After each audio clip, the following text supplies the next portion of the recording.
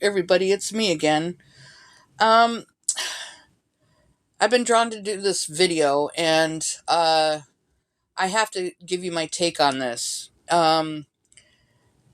Some people it might not be so popular with, and the majority of you that know me, you know it's got to be done.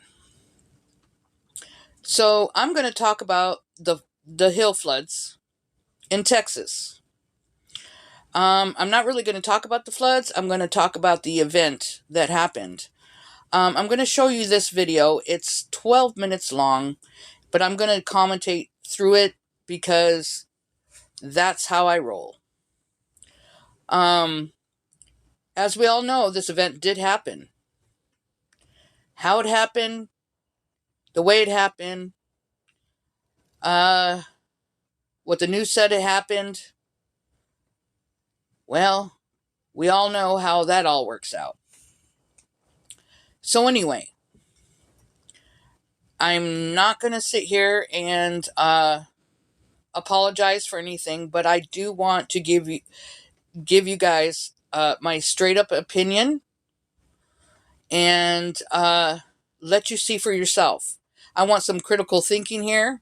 I want everybody to look at this, and this really, really is very telling. This video. This is an interview of a man that dies trying to save his family. And I just want you to see and understand and know the actors in this, and yes, I did say actors, and all big events, they always have actors. And you can unsub me or stay with me. I really don't care. All I want is the truth to be told. Yes, we do know this event happened. I'm not denying that.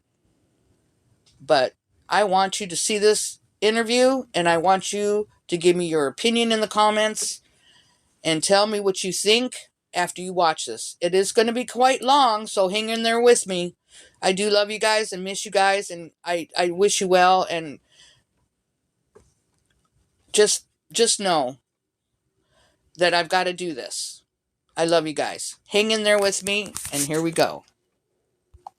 My husband panicking. All he's seeing is the water rising. It's already up to our hips and steadily going up faster and faster. And so he goes and he tries to break the window open with his fist, and it sliced his main artery in his arm. Almost cut his arm clean off. Y'all live at a trailer park here in Kerrville. Ingram. River's Edge. Talk to me about, again, one at a time. No need to talk to me about what happened this morning. Starting with the rising water, and then we'll obviously get what happened to Julian. Julian got home at 1. We went to bed about 3. I just went outside to look for my oldest son's meds, and there was little puddles on the ground. So I don't know what she means by running outside to look for her son's meds. I thought that was kind of strange. But this whole interview is strange. There's no tears. This is the same day. This is 2 days ago. But anyway, just listen. We went to bed about 5 a.m. My mother-in-law and my son come in and woke us up. Said it was flooding. They're screaming, panicking. I get up, put clothes on. The water's up to my ankles already. We go and look in the kitchen. We're looking out the window. My car's moved from the front door down to my mother-in-law's room. A good, 10, 15 feet? And then, Are you noticing signs of autism in your child? Sorry, I don't have ad-free on my phone, so I'm going to try to skim through this. Diagnostic process can feel overwhelming, but and then, not to ask a painful question, but when you're seeing this, you're just woken up, there's this rising water. What's going through your mind? What are you feeling in that moment? we were panicking. We didn't know what we were going to do. We wanted to see how high the water was to see if there was a chance of us getting out, getting up, higher ground. We tried to open the front door and water just came pouring in, like just flooding. I was barely able to get the door back shut. Okay, stop right there. So she opens a door and water's gushing through the door, and she says she can barely shut the door back up. What do you think about that one, guys? I think that she wouldn't be able to shut the door back up. But anyway, that's just my opinion. I want to give you the lowdown. This is supposedly, they address it as it's her fiance. They have 2 kids together, and the lady in the pink is the sister of her husband or fiance sitting next to her. So just kind of look at their mannerism, see how they're doing. See if you can find any tears. I don't know. This is the same day that this all happened. And went to the window, was talking to them through the window. Just for my own context, how far off the river is this trailer park? 200 yards. Wow, 200 yards. So, and you're right behind them. You're in a trailer home right behind them. Yes, closer to the river. And what is happening at the same time? We were hearing the same thing, and we were hearing gurgling out of the toilet. My husband went to go look to see what it was, and by the time he's like, babe, the water was coming out, and by the time he said the water was coming out, from every direction, it was just, all the water was rising. We didn't know what to do. We were panicking. We were standing on our bed. The water was rushing. My brother was like, John, talking to my husband. And I was like... You were close enough that y'all could shout to each other from these homes. Yes. And he's like, John. I was like, Julian. I was like, are you okay? He goes, yes. He goes, are you okay? I said, yes. And then I screamed back. I was like, I'm scared. He goes, me too. And that was it. And after that, that was the last thing I heard from him. So when did things turn there? We rushed back to the room to get our phones so we could call 911 to see what was going on, to see what we could do, to see if we could get help out. We called, we got rerouted to another county. They rerouted us back to Kerrville. They told us help was on the way, just to get to higher ground, just wait it out, that we'd be okay. My husband panicking, all he's seeing is the water rising. It's already up to our hips and steadily going up faster and faster. And so he goes and he tries to break the window open with his fist, and it's like... Okay. So you're in a house, you're panicking, you're trying to get out. Instead of grabbing an object that's in your house to break the window, which would be a lot easier, he does it with his fist. Just saying. Put that in mind. His main artery and his arm, almost cut his arm clean off. Because just so that is horrific. I'm so sorry. Just so I'm clear, though, the option was there was no... I mean, y'all were trapped. We were trapped. We couldn't get out the front door. We couldn't get out in the windows. The water was already up almost to the windows. We didn't know where we were going to go. I had the kids up on the bed so that they weren't close to the water. How many kids were... Two kids and your mother-in-law? 2 kids, my mother-in-law, and all of our animals. And so... he punches out this window to get you guys out. To try to get us up on the roof, even though it was a metal roof and we would have slid off. He was just trying to do what they told us to get to higher ground. That's the only option we had.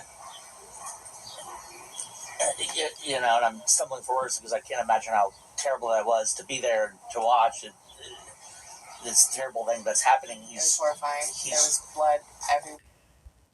There was blood everywhere. It was horrifying. She looks really upset. She looks distraught. She looks like, she actually looks really bored to me. She looks like, let's get this interview over with because I'm really bored with it. Supposedly she had just lost her husband or her fiance, and his sister sitting right next to her. And, yeah, they just look pretty bored to me. But anyway. Where he started gushing, he was screaming, he was like, somebody grab it, somebody wrap it. I had both kids. I was trying to keep him on the bed because my baby was freaking out, and I didn't want him to fall into the water because it was already so deep and he can't swim.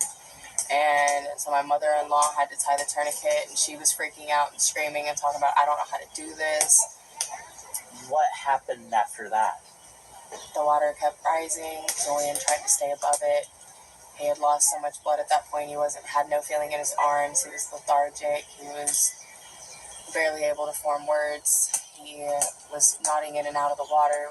Me and my mother-in-law were having to hold him up and take care of our animals and our kids. And we kept him above water as long as we could. And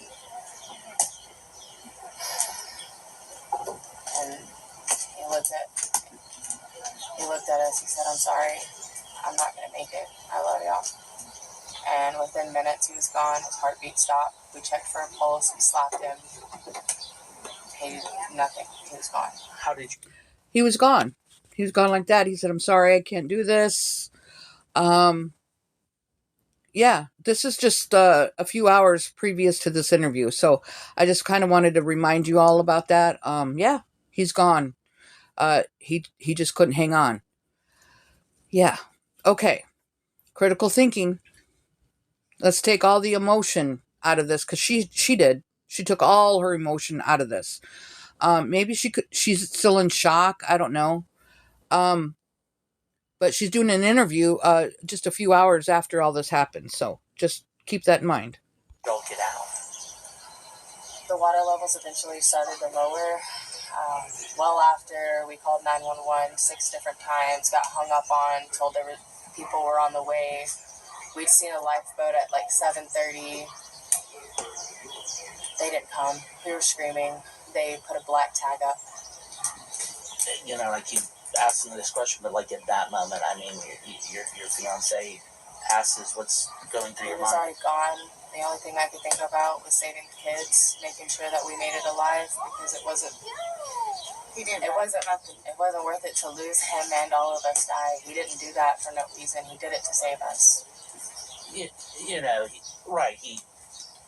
And talk to me about that. Now that time's passed. I mean, he was trying to save y'all. How are you reflecting on that now? What do you mean? I mean, this was pretty heroic of him. Yeah, here's another commercial. Yeah, he's kind of wondering, what happened. How come you're not crying, lady? I would be thinking, how come you're not crying too? Bear with me with this commercial. Ladies, listen up. The video showing the pink salt trick that melts belly fat while you sleep has already passed. I mean, this was pretty heroic of him. I mean, extremely heroic, and the only thing he was worried about was getting. Okay, and I'm going to be harsh here. She was his. That was her fiance. He said, I can't do this. I've got to go. I'm not going to make it. Goodbye. And she says, okay. To me, it's not very intelligent. I'm just saying, why would you punch a window with your hand? And that's not very intelligent. She probably didn't want to be with him anymore. I don't know. I'm just kidding. I'm just saying, think about that, guys. Just think about that. But she has no emotion. Safe, making sure the kids were safe, making sure that we were okay, and he did the only thing that he could do. Like, we literally couldn't do anything else. We were trapped inside our back bedroom. Half of our house was gone. We were trapped by a door that wouldn't open because it was being pushed by water. I climbed over so much debris. I tried to literally rip the metal off the house so that I could open an opening big enough for us and the kids to get out. I cut my hands, my feet. I cared about nothing but making sure that we made it out, because nobody else cared. She doesn't look cut. She doesn't look like she's gone through a tragic event. She looks clean. They look like they're in a safe environment with brand new chairs sitting behind them. I don't know. She don't look hurt to me. She doesn't, she looks well showered. ready for the interview. Maybe some brand new clothing. I don't know. That's just my opinion. And when did you learn what happened to Julian? So I called my mother's phone. She answered. And I was like, what's going on? How are y'all doing?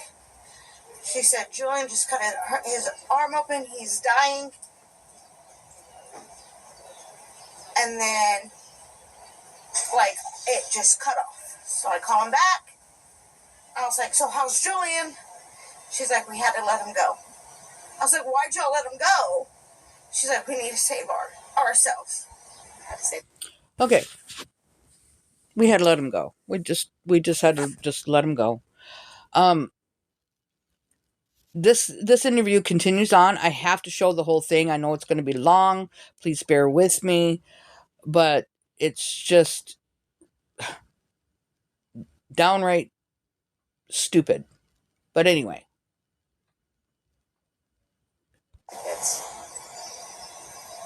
And I was mad at first. But at the end of the day, my brother wouldn't have done it or have wanted it any other way. Yeah, at the end of the day, he's dead. Oh, I was mad at first. Oh, they let him go. But then, he was a hero for punching the window instead of using another object to do the window. And then now he died. Yeah, but it's okay. Everybody else lived. No big deal. No tears. Because he cherished those kids with his life. He was a stay-at-home dad. He wanted Bum. every waking moment with those kids. And for him to do such a selfless thing and not worry about him and worry about his two kids, his fiance and his mother. He didn't die in vain. And that's not ever going to stop us from remembering him. This is obviously such a devastating travesty for y'all's community. 13 confirmed dead, dozens missing. I know y'all voiced me off camera concerns about the response from law enforcement and first responders. I mean, between the two of us, we called 11 times, and every time we were hung up on and told we were going to get updates, and they hung up. We got no updates. We knew nothing. We didn't know when help was coming. We didn't know when we didn't know if we were going to make it. We all thought we were going to die that day. Mm-hmm. This morning. That day. Oh, this morning. That day. This morning. Okay. They're kind of confused on their time, but I understand they just went through a tragic event. All right. Well, let's listen more. Yeah, I literally had to call my 3 kids and call them at 5:30 in the morning because I was on top of a bed and I was touching the roof. That's how far the water was. And it was above my head. So I'm 4'7", and it was above my head. So I was on top of the bed and I called my kids and I said, What? Did you guys just hear that? She was on the bed. It was on top of her head. It was above her head. She was floating on the mattress all the way to the ceiling. Okay. She had to call her kids and say, goodbye, kids. I love you. Kind of like, the 9/11 airplanes, phone calls, that kind of stuff. Just saying. love y'all. If I don't see y'all tomorrow, I love y'all. My kids were trapped between a mattress and the roof for 90% of it just to keep them alive. I tried to put them in a tote at one point and it took on too much water. We got trapped on one side of the bedroom that was at the lower point because the trailer had already been ripped in half. So the water eventually recedes. I mean, talk about how long did this whole ordeal take? How long were you trapped? And 5 to 7:30. 5 to 7:30. For 2.5 hours you're trapped. Water finally drops low enough. Water's freezing. So much stuff is in the water. There's furniture. There's broken glass from the windows. There's all kinds of debris and stuff from breaking off the house that we're trying to wade through. And when the water finally drops and we get to where we're going, we can't find Julian. All we're worried about is getting the kids to higher ground. My neighbor walked out from his house, got to us, helped me get the kids out, helped us get them up to dry land, and helped me go. How did you do that? See, they're missing the part that they couldn't get out of their house. They were trapped in there, and then the neighbor comes over and he gets them out. Did he punch the window too? I don't know. I'm just saying, how did he get them out? They kind of, forgot to say how that happened. But anyway. We get them out of their house because they were trapped. We were trapped. We couldn't get out front door. We couldn't get out the window because when it was raining, our car got taken too in the flood.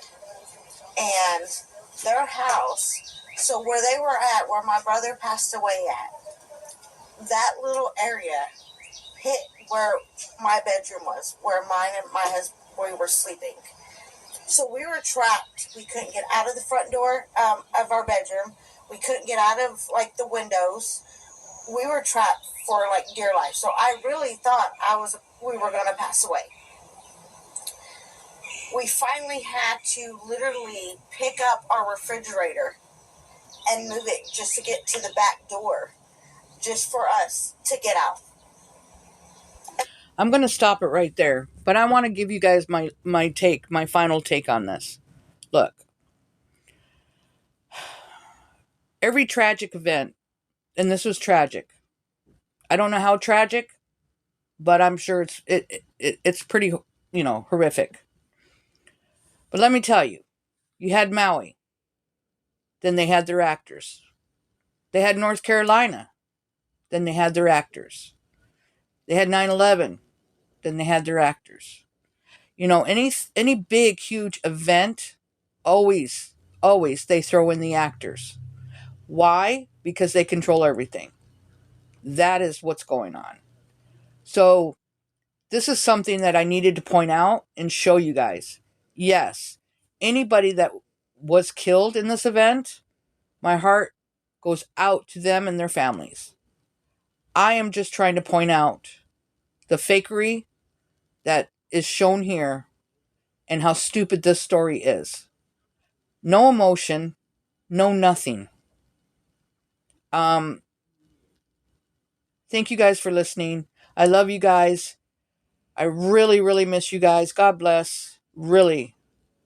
Look up. Keep looking up for the Lord. I love you guys. And, yeah. Tell me what you think in the comments. Because I know what I think. Bye.